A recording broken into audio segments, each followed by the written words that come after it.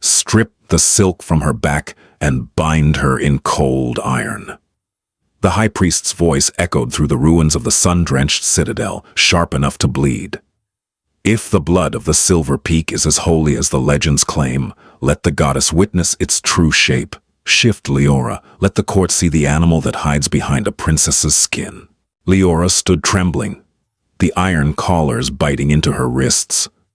She looked up at the towering marble face of the goddess of mercy, a statue that had stood silent for 1,000 years of war. Beside the statue sat Cedric, the King of Cinders, his eyes dark with a grief that mirrored her own. "Do it," Cedric whispered, his voice a ghost of a command, "before they find a more painful way to break you." The goal here was to establish the immediate physical and social threat. We introduce the shaming aspect, the forced transformation, and the dynamic between the two leads. Cedric isn't a villain in the traditional sense, but a man trapped by the same political cruelty as Leora. The courtyard was a sea of jagged shadows and hungry eyes. Once, this place had been the heart of a flourishing empire, but now the paving stones were cracked, and the scent of soot lingered in the air like a persistent memory. Leora felt the heavy gaze of the survivors, those who had lost brothers, sisters, and homes in the Great War. They didn't see a woman, they saw a scapegoat. The high priest, Malachor, circled her like a vulture. He wore robes of stained gold, clutching a staff topped with a jagged piece of moonstone. "The Starlight Wolf," he spat the words. "A myth used to keep the peasants in line, while your father's armies burned our fields. They say the wolf is a guardian. I say it is a demon of the void." Leora's breath came in ragged hitches. The shift was not a simple thing. For her bloodline, it was a sacred communion with the celestial, a prayer made of bone and fur. To do it here, in the dirt, under the mocking laughter of her conquerors, was a desecration. She looked at her hands. Her skin was pale, almost translucent, and beneath the surface, faint, silver veins pulsed with a rhythmic, ethereal light. It was the starlight, the essence of her ancestors. It felt like molten lead in her veins now, suppressed by the cold iron manacles that dampened her spirit. "I am not a demon," Leora said, her voice small but steady. "Then prove it to the goddess," Malachor shouted, gesturing to the massive statue that loomed over the courtyard. The goddess of mercy held a bowl that was supposed to catch the morning dew, but it was now filled with stagnant rainwater and dead leaves. "If your soul is pure, the statue will remain still. If you are the monster we know you to be, the goddess will turn her face in shame." Leora looked toward the throne. King Cedric sat there, his chin resting on a fist. He looked younger than the legend suggested, his hair the color of midnight, and his armor scarred by a dozen blades. He was the man who had finally brought the Silver Peak to its knees, yet he didn't look like a victor. He looked like a man drowning in dry land. "Cedric," she mouthed. His eyes flickered. For a brief second, the mask of the conqueror slipped. He remembered the night the capital fell, the smell of lavender and smoke, and the way she had looked at him when he spared her life in the throne room. He had kept her as a political prisoner, a trophy to appease his bloodthirsty generals, but the high priest had grown too powerful. Malachor wanted blood. Cedric leaned forward, his voice cutting through the crowd's murmurs. "The ritual must proceed, Malachor, but remember, if the goddess does not turn, the princess remains under my protection, directly." A ripple of discontent went through the crowd. Leora felt a spark of hope, but it was quickly extinguished. She knew the high priest wouldn't have called for this if he wasn't certain of the outcome. He had spent weeks purifying the statue. The first blow came not from a hand, but from the moonstone staff. Malachor struck the ground, and a wave of dissonant energy rippled through the iron at Leora's wrists. The suppression snapped. The starlight in her blood screamed. In this chapter, I wanted to focus on the sensory experience of Leora's disgrace. The cold iron is a classic fantasy trope for suppressing magic, but here it serves as a metaphor for her loss of agency. We also begin to see that Cedric is under pressure from the religious faction, Malachor, adding a layer of political suspense. Cedric watched the girl on the stones and felt a coldness in his chest that no hearth could warm. He hated this. He hated the smell of the crowd, the frantic energy of Malachor, and the way the sun seemed to avoid the courtyard. He remembered Leora's father, a king who had been more interested in stars than in logistics. He remembered the way the Silver Peak had looked before the fire. It was a kingdom of glass and light. His own kingdom, Oakhaven, had been one of iron and toil. The war had been inevitable, a clash of ideologies, but the aftermath was a nightmare he hadn't prepared for. "You are too soft on Her Majesty," whispered General Vane, standing just behind the throne. Vane was a man made of scars and bitterness.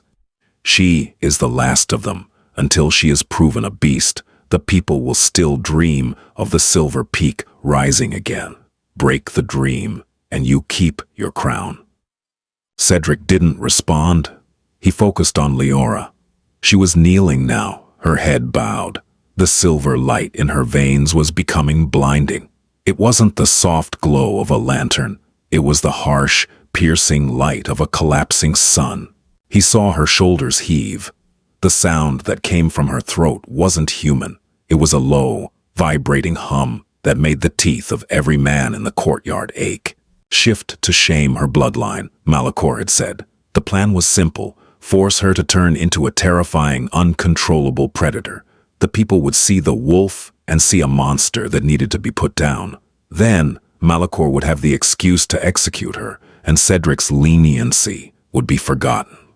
Cedric gripped the arms of his jagged throne. He saw the way Leora's spine began to elongate, the way her fingernails dug into the cracks of the paving stones until they bled. But the blood wasn't red. It was a shimmering metallic mercury. "Is this what we've become?" Cedric muttered to himself. "Winning the war only to torture the survivors." He thought back to the fragment of a scroll he had found in the Silver Peak library. "The Starlight Wolf does not hunt the weak. It reflects the heart of the observer." If that was true, then the monster they were about to see wouldn't be Leora. It would be them. Malachor began to chant in a tongue that sounded like grinding stones. The moonstone staff glowed with a sickly green hue, clashing with the pure silver radiating from Leora. He was forcing the transformation, skipping the spiritual preparation and tearing her physical form apart to get to the beast. Leora's eyes snapped open. They were no longer brown. They were two pools of liquid starlight, devoid of pupils. She looked directly at Cedric, and in that moment, he felt a telepathic jolt, a scream of agony, and a plea for a quick death. He stood up, his hand going to the hilt of his sword. "Stop the ritual."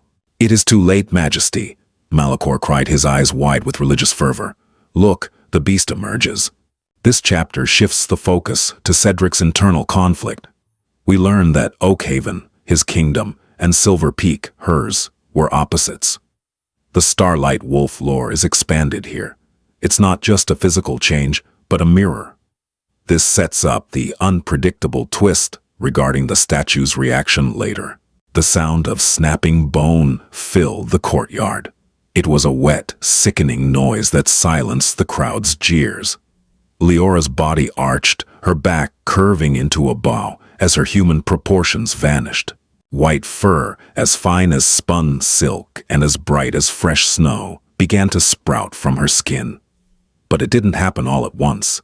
It was a violent, erratic process. One moment she had the hand of a girl, the next, a massive clawed paw that shattered the stone beneath it. Leora was lost in a sea of white noise. The pain was an ocean, and she was a small boat breaking apart in the surf. She tried to cling to a single memory, her mother's voice singing about the moon mother who watched over the mountain. "The wolf is the shield, Leora, never the sword. Remember the light." But the light felt like fire. Malachor's magic was a poison, twisting her sacred form. He wanted a monster. He was carving one out of her soul. As the transformation reached its peak, a massive shockwave of silver energy blasted outward. The guards were thrown back, and even Cedric had to shield his eyes. When the light faded, The girl was gone. In her place stood a creature of impossible beauty and terror. The Starlight Wolf was the size of a warhorse, its fur shimmering with a holographic sheen that shifted from silver to violet. Its eyes were like two dying stars, and its breath came out as a fine, glowing mist. The crowd gasped, drawing back. This wasn't the mangy rabbit dog Malachor had promised. This was a celestial entity. "See?" Malachor screamed, his voice reaching a fever pitch. "See the demon? It stands before the goddess, and yet it does not bow. It challenges the heavens." The wolf turned its head. Its movements were fluid, almost liquid. It looked at the goddess statue. The statue was a massive, weathered thing of white marble. For centuries it had stood with its palms open, a symbol of Oakhaven's mercy. But Malachor had rigged the base. Cedric saw the hidden levers, the thin wires painted to look like cracks in the stone. At a signal from the priest, the statue's head would tilt away, a mechanical miracle that would seal Leora's fate. The wolf stepped toward the statue. Each footfall left a glowing print on the ground. It didn't growl, it didn't snarl, it simply stood there, its massive head level with the statue's pedestal. Malachor looked at his acolytes and gave a sharp nod. The mechanism groaned. The heavy marble head of the goddess began to shift. The crowd cried out in terror. The goddess was turning her back on the princess. The shaming was complete. But then, something went wrong. The wolf didn't cower. It let out a howl, a sound so pure and resonant that the very air seemed to vibrate in harmony. It wasn't a cry of shame. It was a command. The howl hit the statue like a physical blow. The wires snapped, the hidden levers shattered, and then the impossible happened. The goddess statue didn't turn away. Instead, the marble arms, which had been frozen in a gesture of passive mercy for a millennium, began to move. Slowly, with the sound of grinding mountains, the statue reached down. The crowd fell into a deathly silence. The goddess didn't turn her face. She reached out and placed a marble hand on the Starlight Wolf's head, as if blessing a loyal hound. And then the statue's eyes, blind stone eyes, began to weep tears of liquid gold. The climax of the first part. I wanted the shaming to fail, not because Leora fought back with violence, but because the goddess, or the energy Leora channeled, rejected the manipulation. The tears of gold are a sign that the truth is being revealed, which will lead to the suspense of the next chapters. They made her shift to shame her bloodline. A Starlight Wolf Rose and the goddess statue faced her. Part 2. The liquid gold dripping from the goddess's eyes didn't just fall. It sizzled against the cracked paving stones, releasing a scent like ozone and crushed lilies. For a heartbeat, the only sound in the sun-drenched citadel was the ragged breathing of the terrified populace. Malachor stood frozen, his moonstone staff trembling, in a hand that had suddenly lost its divine authority. "Heresy!" Malachor's voice finally cracked through the silence, though it lacked its usual iron. "This is a trick of the Silver Peak, a glamour designed to bewitch our eyes and protect the beast." He turned to his acolytes, his face a mask of purple-veined fury. "Kill it, slaughter the wolf before it taints the ground any further." The temple guards, confused and gripped by a primal fear, hesitated. They looked at the statue, their goddess, who had supposedly blessed their conquest, and saw her weeping for the enemy. To strike the wolf now felt like striking the goddess herself. "Halt!" Cedric's voice wasn't a scream, but it carried the weight of a mountain. He descended from the dais, his heavy boots clanking against the stone. He didn't look at the high priest. He didn't look at the guards. He walked straight toward the Starlight Wolf. The creature loomed over him, its shimmering fur casting a violet glow across his scarred armor. It could have snapped his neck with a single lunge. Its claws were deep in the stone, and the air around it distorted with heat. Yet, as Cedric approached, the wolf's ears flattened, and its starlight eyes softened into something recognizably human. "Majesty, stay back," General Vane shouted, his sword half drawn. "It is a predator." "It is a witness," Cedric countered, never breaking eye contact with the beast. He stopped inches from the wolf's snout. He could feel the celestial warmth radiating from her. The trial was to see if the goddess would face her. The goddess has not only faced her, she has wept for her. Malachor, the judgment is clear. The blood of the Silver Peak is not demon-born. "You would take the word of a stone idol over the laws of the victors?" Malachor sneered, stepping forward. "I spent 10 years preaching the crusade that put you on that throne, Cedric. Do not forget who provided the divine right for your reign. And do not forget who provided the steel that kept your temple from burning." Cedric snapped back, his hand gripping the hilt of his sword. "The princess is under my protection. Any man who moves against her moves against the crown." The wolf let out a low, vibrating hum, a sound of mourning, not aggression. It looked one last time at the weeping statue, then its legs buckled. The silver light began to retract, pulling back into the core of her body like a dying star. The transition back was even more painful to watch. The massive lupine frame collapsed, bones snapping and reforming with a sound like dry wood breaking. Cedric moved before anyone else could. He caught Leora as she fell, her human form emerging from the fading light like a ghost from the fog. She was naked, save for the fragments of her shifts and the silver blood that stained her skin. She was shivering violently, her skin as cold as the iron that had bound her. He wrapped his heavy fur cloak around her, shielding her from the prying, hateful eyes of the court. Her head fell against his chest, and for a moment, the conqueror and the conquered were the only two people in the ruins. "The goddess," she whispered, her voice a thread of silk. She remembered the promise. "Hush," Cedric said, lifting her into his arms. "The trial is over, for today." As he carried her toward the inner sanctum, he felt Malachor's gaze boring into his back. It wasn't the look of a defeated man. It was the look of a man who was already planning a more silent, more effective way to kill. This chapter highlights the shift in power dynamics. Malachor's authority is based on divine right, which has just been publicly challenged by the very deity he claims to represent. Cedric's decision to protect Leora is a turning point. First, he's no longer just a king of cinders, but a man choosing a side. The king's private chambers were a stark contrast to the opulence of the Silver Peak. Here, the walls were bare stone, decorated only with maps and the occasional dented shield. A fire roared in the hearth, but it couldn't seem to chase the chill from Leora's bones. She lay beneath a mountain of wool blankets, her skin still humming with a faint, residual glow. Cedric sat by the window, staring out at the darkened city. The sun-drenched citadel was quiet, but it was the silence of a held breath. "You shouldn't have done it," Leora said, her voice stronger now, though her hands still shook. Cedric didn't turn. "Which part? Saving you from the guards or defying the man who controls my people's souls?" "Both," she replied. "Malachor will not let this go. He has spent a lifetime building the narrative that my people are monsters. If we are not monsters, then his war was not holy.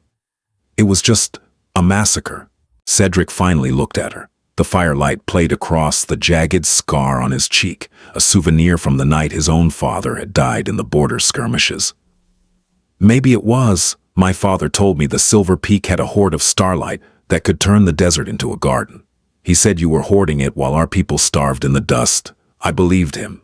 "We weren't hoarding it," Leora said softly. She reached out, a fragment of memory surfacing. "Oh, the starlight isn't a resource. It's a connection. My father spent his days in the observatory because he was trying to keep the sky open. He knew that if the connection broke, the world would start to grow cold. He wasn't a warrior, Cedric. He was a shepherd." "A shepherd who lost his flock," Cedric muttered. He stood and walked toward the bed, stopping just out of reach. "Why did the statue move? Malachor had it rigged. My engineers saw the wires. It was supposed to turn away." Leora looked at her hands. "The statue isn't just marble.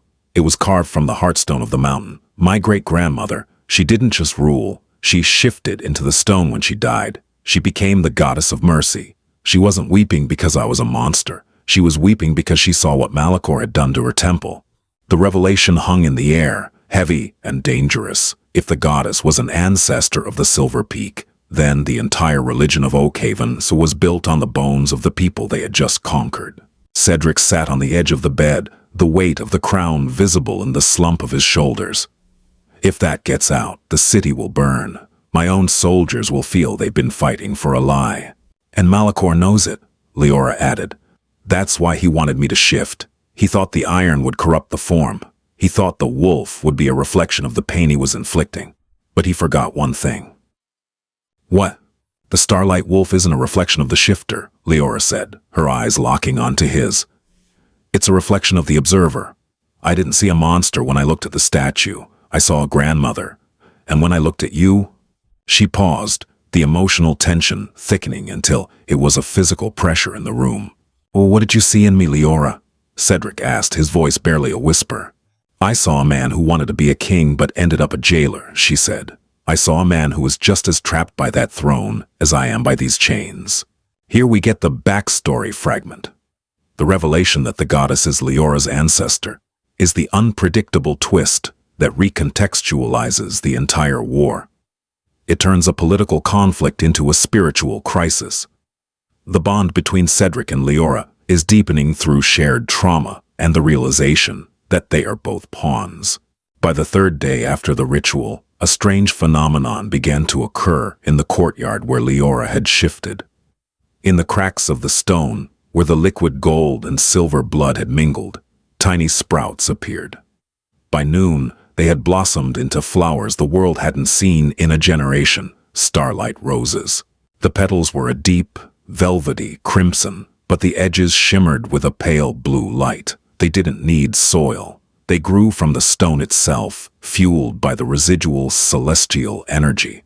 The people of the city, despite Malachor's warnings, began to gather. They whispered. Some brought bowls of water. Others simply touched the petals and wept. The shaming had backfired entirely. Instead of a beast, the princess had brought life back to a dead citadel. Malachor, however, was not idle. Inside the temple's dark belly, he stood before a different kind of altar, one hidden from the public. It wasn't dedicated to the goddess of mercy, but to the void that existed before the stars. "He protects her," Malachor hissed to the shadows. "The king has fallen for the siren's call of the peak. He would trade our security for a glimpse of her light." "Then the king must be replaced," a voice replied from the darkness. General Vane stepped into the flickering candlelight. His face was a mask of cold pragmatism. "My men are loyal to the sword, Malachor, not the man who holds it poorly. But we cannot just kill him. We need a reason. We need the people to see that his protection of her is a sign of madness." "I have the means," Malachor said, opening a small lead box. Inside was a sinned, blackened thorn. "The Starlight Roses are beautiful, aren't they? But like all things of her bloodline, they carry a price. One scratch from this, and the mind becomes a playground for shadows. If the king were to succumb to a fever, and in that fever try to slaughter his own council, then the wolf becomes the only one left to blame," Vane finished. Back in the chambers, Leora stood by the window, watching the crowds below. She felt a strange pull in her chest, a tether to the roses growing in the courtyard. Every time a person touched one, she felt a tiny spark of their hope, their grief, their exhaustion. "They're coming back to life," she whispered. Cedric entered the room, carrying a tray of food. He looked tired, his eyes shadowed. "The roses. They're causing a riot. Half the city thinks you're a saint. The other half thinks you're a witch. My generals are demanding I move you to the Black Tower for security." "The Black Tower is a tomb," Leora said, turning to him. "You know that." "I won't let them," Cedric said firmly. He walked over to her, and for the first time, he reached out and touched her cheek. His skin was rough, but his touch was surprisingly gentle. "But you have to understand, Leora. I am holding back a tide with a single hand. If you shift again, if you lose control, I won't be able to stop them. I only shift when I'm pushed," she said, leaning into his touch. "But the light is changing, Cedric. It's not just in me anymore. It's in the ground. It's in the roses. It's in you." She pointed to his hand, around the scar where he had gripped the iron manacles to free her. A faint, silver vein was beginning to thrum. Cedric pulled his hand away as if burned. "No, I am a man of iron. I don't have your light." "Everyone has light, King of Cinders," she said sadly. "Most people just use it to keep the shadows at bay. But you're letting it in." A sudden crash echoed from the hallway, the sound of steel on steel. "Assassins!" Cedric roared, drawing his blade in one fluid motion. He pushed Leora behind him just as the heavy oak doors splintered inward. But it wasn't the wolf they were after. The attackers were dressed in the king's own livery, their eyes glazed and dark, and in the lead was Malachor holding a Starlight Rose that had been turned black by his touch. "The king is compromised," Malachor shouted to the guards in the hall. "The princess has poisoned his mind. Secure the chambers for the safety of Oak Haven." The unpredictable twist wasn't the attack itself. It was who stood beside Malachor. Leora's brother, the prince they all thought had died in the first night of the war, stepped out from behind the priest. He looked like a corpse, his skin gray and his eyes hollow, but he wore the royal crest of the Silver Peak. "Leora," the prince said, his voice a dry rasp. "Sister, it is time to end the king's lie." The introduction of the Starlight Rose provides a physical manifestation of the magic. The twist at the end, Leora's brother being alive but clearly corrupted or controlled, introduces a new emotional stake. It's no longer just Leora versus the world. It's a family betrayal, and Cedric is now being framed by his own people. The tension is now at a breaking point. They made her shift to shame her bloodline. A Starlight Wolf Rose and the goddess statue faced her. Part 3. The air in the king's chamber grew heavy with the scent of rotting vegetation and ancient dust. Leora's brother Kalen stood like a statue of salt, his presence a jagged wound in the reality of the room. Leora took a step forward, her hand trembling as she reached toward the boy who had once taught her how to track the constellations. "Kalen," her voice was a broken sob. "They told me you were lost to the fire. They told me the Citadel had claimed you." The prince didn't blink. His eyes remained fixed on a point somewhere behind her, cold and vacant.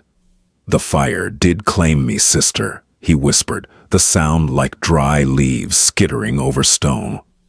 "But the void brought me back. The King of Cinders thinks he can rebuild a world on the ashes of our people. He is mistaken. The ashes must be scattered." Malachor stepped forward, the blackened Starlight Rose in his hand pulsing with a sickly, rhythmic light. "See how the Silver Peak truly survives, not through the mercy of a conqueror, but through the strength of the shadows. Your brother is the true king, Leora. He has seen the truth that lies beneath the stars." "He is a puppet," Cedric roared. He lunged forward, his blade flashing in the firelight. But he wasn't fighting a man, he was fighting a nightmare. Kalen moved with a jerky, unnatural speed, his hand catching Cedric's wrist with a strength that made the king's bones groan. "The king is unwell," Malachor announced to the guards who had poured into the room. "He is being influenced by the wolf's magic. Secure him. If he resists, it is a sign of his madness." The betrayal was swift and surgical. General Vane's men, already primed by Malachor's whispers, surrounded their king. Cedric fought like a man possessed, his sword a blur of steel, but he was outnumbered and fighting his own brothers in arms. He wouldn't kill them, and that hesitation was his undoing. Leora watched in horror as a guard struck Cedric from behind. He fell to one knee, and in that moment of vulnerability, Malachor lunged. The blackened thorn of the corrupted rose pierced Cedric's neck. Cedric let out a strangled cry. The silver vein on his hand, the one Leora had noticed earlier, turned a violent, bruised purple. His eyes, normally as dark as coal, flared with a terrifying, unnatural light. "Cedric!" Leora screamed. She tried to reach him, but Kalen's hand was an iron band around her throat. "Watch, sister," Kalen hissed. "Watch as your savior becomes the monster they always claimed we were." Malachor laughed, a sound of pure triumph. The ritual in the courtyard was just the beginning. To truly shame a bloodline, you must force them to destroy the one thing they love. The king will kill the princess, and the people will demand the wolf be put to the sword. The cycle of blood will be complete. But Malachor had underestimated the starlight. As Cedric's mind began to fragment under the poison, he looked at Leora. He didn't see a prisoner. He didn't see a tool. He saw the girl who had brought roses to a dead citadel. "Run!" Cedric wheezed, his voice vibrating with the effort to hold back the darkness. "Leora, the statue, go." This chapter is about the subversion of roles. Cedric, the protector, is now the one who needs saving. The corruption of Kaelin serves as a foil to Leora. He is what happens when the starlight is replaced by the void. The emotional tension here is at its peak. Leora is caught between a brother who is a stranger and a conqueror who has become her only friend. Leora didn't run away. She ran toward the only thing that made sense. She threw herself against Kaelin, her body erupting in a sudden, desperate burst of silver light. It wasn't a full shift. She didn't have the strength, but it was enough to blind him. She grabbed Cedric's hand, the contact sending a jolt of agony through her own veins as the corruption tried to jump to her. "Together?" she gasped, pulling him toward the hidden passage behind the fireplace, a passage Cedric had shown her just the night before. They tumbled into the darkness of the stone corridor, the sound of Malakor's shouting fading behind them. The air here was cool and smelled of deep earth. Cedric was stumbling, his breathing ragged and wet. I can feel it," he muttered, his hand clawing at his throat. "The shadows. They're eating the light, Leora. My father's sins. The fire. It's all coming back." "Don't listen to them," Leora said, guiding him through the labyrinthine tunnels that led toward the base of the goddess statue. "The fire is over, Cedric. You are the king of cinders, not the fire itself. You choose what to build with the ash." They emerged into the massive cavern beneath the courtyard. Above them, the heavy foundations of the citadel groaned. Directly in front of them stood the internal support for the goddess statue, a pillar of heart stone that glowed with a faint, rhythmic pulse. The liquid gold that had wept from the statue's eyes was pooling here, forming a small, shimmering lake. "The heart stone," Leora whispered. "Cedric, look. It's not just stone. It's alive." Cedric collapsed by the pool, his skin now gray and mapped with black veins. He looked up at the statue's base. "She won't face me, Leora. I'm the one who burned her people. I'm the one who put you in chains." "She already faced you," Leora said, kneeling beside him. "She wept for you as much as she did for me. Mercy isn't for the innocent, Cedric. It's for the broken." A heavy thud echoed from the tunnel they had just exited. Malakor and Kaelin had found the entrance. The shadows were creeping along the walls, extinguishing the faint glow of the Heartstone. "I have to shift," Leora said, her voice steady now. "Not for them, not to shame my bloodline, but to protect the heart." "You'll die," Cedric said, reaching out to stop her. "Malakor will use the iron. He'll trap you in the form." "Then let him trap me," she said, leaning down to kiss his forehead. "At least I'll be facing the right way." As she stood, the starlight in her blood didn't scream this time. It sang. It was a low, resonant melody that harmonized with the pulse of the Heartstone. She didn't wait for the pain. She embraced it. The Starlight Wolf Rose, not from a place of fear, but from a place of absolute resolve. Her fur wasn't just silver now. It was shot through with the gold of the goddess's tears.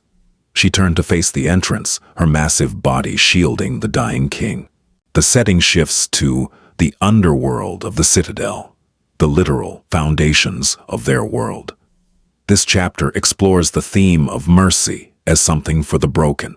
The unpredictable twist here is that Leora isn't shifting to escape, but to act as a living shield for the man who was once her jailer. Malakor burst into the cavern, his robes tattered and his eyes gleaming with a mad light. Kaelin followed him, his movements more fluid now, his body wreathed in a black smoke that seemed to drink the light of the cavern. "The beast in its den," Malakor laughed, "and the king rotting at its feet. Look at this, people of Oakhaven. Look at the end of your dynasty." Behind them, a crowd of soldiers and citizens had gathered in the tunnels, their faces pale with fear. They saw the wolf, massive and glowing, and they saw their king, dying and corrupted. "Kaelin," The wolf's voice didn't come from a throat, but from the air itself, a telepathic resonance that shook the cavern. "Look at me." Not with his eyes, with yours. The Shadow Prince froze. The black smoke around him wavered. The Starlight Wolf reflects the observer. Leora's voice continued. "What do you see, brother? Do you see a monster? Or do you see the girl who cried when you fell from the mountain? Do you see the sister who waited for you in the ruins?" Kalen's head tilted. The black veins on his face began to throb. "Enough!" Malachor screamed. He raised the moonstone staff, channeling every ounce of the void he had harvested. "Destroy it!" He struck the ground, and a wave of black fire raced toward the wolf, but Leora didn't flinch. She stepped forward, her paws dipping into the pool of liquid gold. As the black fire hit her, it didn't burn. It was absorbed. The gold in her fur acted as a conductor, drawing the darkness into the heartstone itself. The cavern began to shake. Above them, the goddess statue was moving again. The statue didn't just weep this time. It spoke. A sound like the grinding of tectonic plates echoed through the citadel. Enough. The hand of the goddess, which had been resting on the wolf's head in the courtyard above, now descended through the very floor of the citadel. The massive marble fingers crashed through the ceiling of the cavern, reaching down with a terrifying slow-motion grace. The statue didn't strike the wolf. It didn't strike the king. It closed its fingers around Malachor. The priest had no time to scream. The marble hand crushed the moonstone staff like a dry twig, and the void energy, having no vessel, imploded. The resulting shockwave stripped the shadows from Kalen and the corruption from Cedric. Leora collapsed as the golden light faded. She was human again, her skin glowing with a soft, natural radiance. She crawled towards Cedric, who was gasping for air, his eyes clear and dark once more.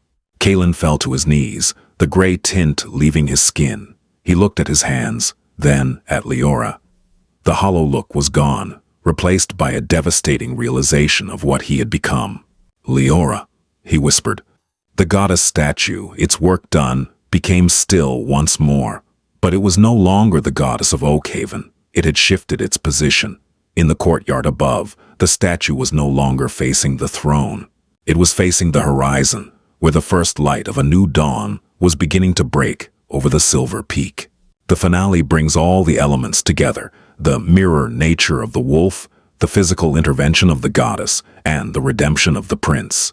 The unpredictable twist is that the goddess herself shifted to end the conflict, literally crushing the source of the corruption. The moral resonance is that power is not found in the shame of one's bloodline, but in the courage to face the truth. The dust of the goddess's intervention had barely settled when the sun began to rise, casting long, bloody streaks across the ruins of the sun-drenched citadel. The silence that followed the implosion of Malachor's power was more terrifying than the screaming had been. It was the silence of a kingdom that had lost its moral compass. Cedric sat on the steps of the pedestal, his armor shattered and his face smeared with ash and silver blood. He looked not like a king, but like a man who had seen the end of the world and was disappointed to still be in it. Beside him, Leora stood in a simple robe provided by a trembling handmaiden, her eyes fixed on the massive marble hand that still pierced the floor of the cavern. "They will want a reckoning," Cedric said, his voice gravelly and hollow. He didn't look at her.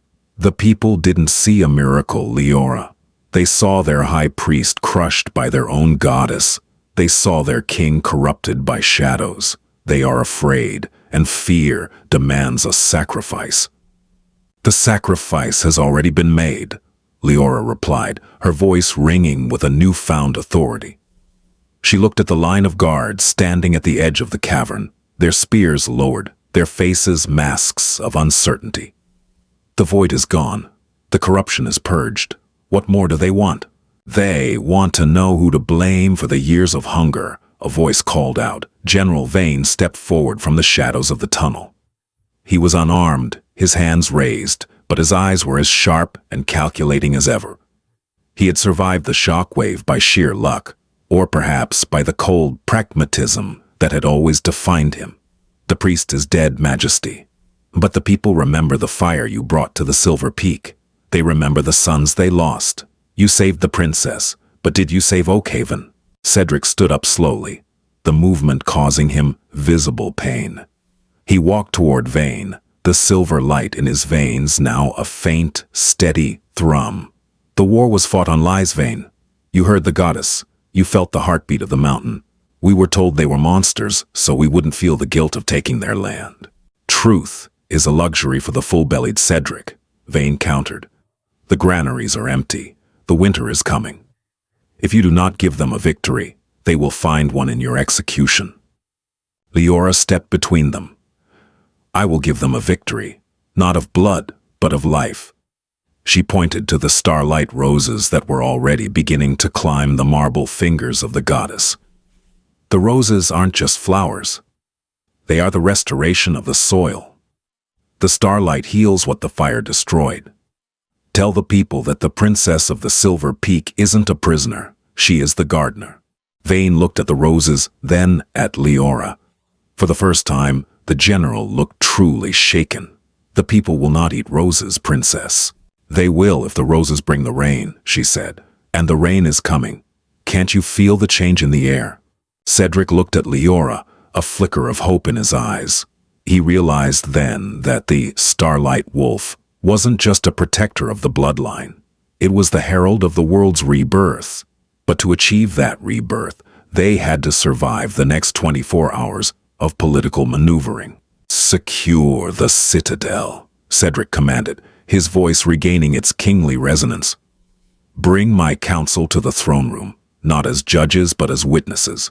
We are going to write a new law for the Cinders. This chapter transitions from the supernatural climax to the gritty reality of post-war politics. We see the trial isn't just for the villains, but for Cedric's right to rule. The tension shifts from, will they survive, to, can they lead? Leora is moving from a passive survivor to a proactive leader, using the roses as a symbol of practical hope, the restoration of the land. In a quiet cell at the top of the North Tower, the only part of the citadel that remained relatively intact, Prince Kalon sat in the dark. The shadows that had once wreathed him were gone, leaving him feeling exposed and fragile.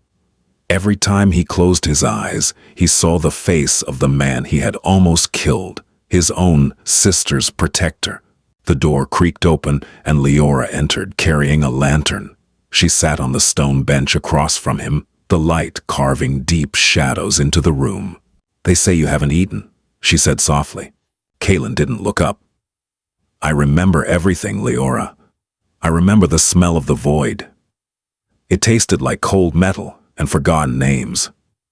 Malachor. He didn't just use me. He made me enjoy the darkness. I felt the power of the end, and for a moment, I wanted it. The void preys on grief, Leora said. You were a child lost in a burning city. You did what you had to do to survive. The goddess didn't crush you, Kalon. She stripped the shadows away. That was her mercy. Mercy is a weight I can't carry, he whispered. He finally looked at her, and his eyes were filled with a haunting transparency. The people look at you and see a savior. They look at me and see a ghost. I am the prince of a kingdom that no longer exists, and a traitor to the one that does. Then don't be a prince, Leora said, reaching out to take his hand. His skin was still cold, but there was a faint warmth returning. The Silver Peak is gone, yes, but the people are still here. They are hiding in the mountains, living in the ruins. They need to see that their bloodline hasn't just survived, it has endured. Cedric will never trust me, Kalon said. I felt his wrist snap in my hand. I saw the look of terror in his eyes. Cedric understands what it means to be a monster, a voice said from the doorway. Cedric stood there, his arm in a sling, his presence filling the small cell. I have spent 5 years being the man who burned your home. I have seen myself in the mirror and seen only ash. If I can find a way back, so can you. Cedric walked into the room and stood over the prince. There was no anger in his face, only a profound, weary empathy. I won't give you a title, Kalon, and I won't give you a sword, but I will give you a shovel. The roses need tending, and the people need to see a prince of the Silver Peak working in the dirt alongside them. That is your penance." Kalen looked from Cedric to Leora. The unpredictable twist for him wasn't a sudden return to power, but the realization that his path to redemption lay in the very earth he had tried to destroy. "I will tend the roses," Kalen said, his voice cracking. "I will tend them until the mountain is white again." This chapter focuses on the emotional aftermath for Kalen. It avoids the trope of a quick redemption and instead focuses on penance. By having Cedric, the man who burned his home, be the one to offer him a path back, we deepen the moral resonance of the story. It emphasizes that both sides have monster versions of themselves they are trying to outrun. The final confrontation didn't happen with swords, but with a document. The Covenant of Roses was a treaty that would formally merge the remnants of Oakhaven and the Silver Peak into a single, unified territory. The Kingdom of the Bloom. The throne room was packed with the remaining nobility, the military leaders, and representatives from the common folk. The air was thick with tension. Many of the Oakhaven lords still felt that they were the victors and that Leora should be a concubine or a prisoner, not a co-ruler. "The blood of the Silver Peak is sacred," Cedric announced, standing before the throne. He didn't sit. "But the blood of Oakhaven is the iron that protected this land. Neither can stand without the other. From this day forward, there is no Silver Peak. There is no Oakhaven. There is only the Heartstone." Leora stood beside him, her hand resting on the hilt of his sword, a gesture of shared power. "The starlight will be shared. The roses will be planted in every field, and the goddess will face us all." A murmur of dissent rose from the back of the room. A minor lord, his face red with indignation, stood up. "And what of the wolf? What of the beast that lives inside her? How can we trust a queen who can turn into a predator at a moment's notice?" Leora stepped forward, her eyes flashing, with a hint of that liquid silver. "The wolf is not a beast to be feared. It is the conscience of the kingdom. It is the reflection of the observer. If you see a monster when you look at me, my lord, perhaps you should ask yourself what is hiding in your own heart." The lord fell silent, unable to meet her gaze. The unpredictable twist of the ceremony came when Leora did not sign the document with ink. She took a small silver dagger and pricked her finger, letting a drop of her shimmering blood fall onto the parchment. Then she handed the dagger to Cedric. Cedric didn't hesitate. He pricked his own thumb, letting his dark, human blood mingle with hers on the page. Where the two bloodlines met, a tiny starlight rose blossomed directly out of the paper. It was a physical manifestation of the treaty, a living proof that their union was sanctioned by the magic of the land. The crowd gasped, and for the first time, the soldiers didn't reach for their swords. They reached for their hearts, bowing their heads in a spontaneous gesture of respect. The shame that Malachor had tried to inflict had become the glory of a new era. The bloodline hadn't just shifted, it had evolved. As the sun set on the first day of the new kingdom, Cedric and Leora walked out onto the balcony. The roses below were glowing with a soft, ethereal light, illuminating the faces of the thousands who had gathered to see their new rulers. "It will be hard," Cedric whispered, leaning against the stone railing. "The hunger won't vanish overnight. The memories of the fire will take generations to fade." "But we have the light," Leora said, looking up at the stars. And for the first time in 1,000 years, the stars are looking back. The covenant serves as the narrative resolution. The use of blood to sign the treaty is a visceral callback to the shame her bloodline theme, now turned into a sanctification of the bloodline. The interaction with the dissenting lord reinforces Leora's strength. We end on a note of realistic hope. The problems aren't gone, but the foundation is now solid.